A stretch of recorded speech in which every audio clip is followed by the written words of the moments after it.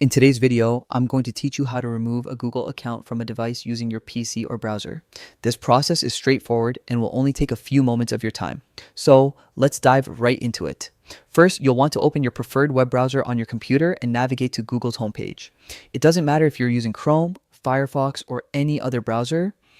These steps are universal across each one. Once you've loaded Google's homepage, look toward the upper right corner of the screen. This is where you'll find your account profile icon. It typically appears as a circle with your profile picture or your initial on it. Go ahead and click on this icon.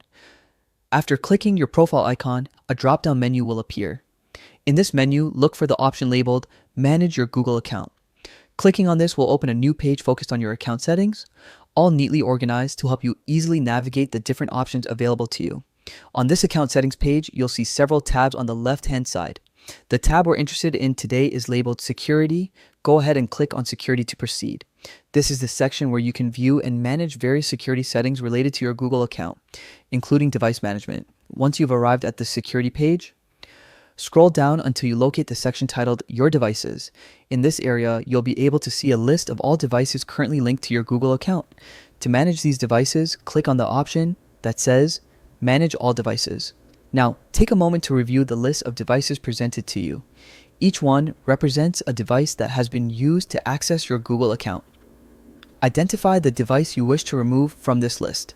Once you've found it, click on that device to open more options. Upon clicking, you'll see specific details about the selected device. Here's where you'll find the option to sign out.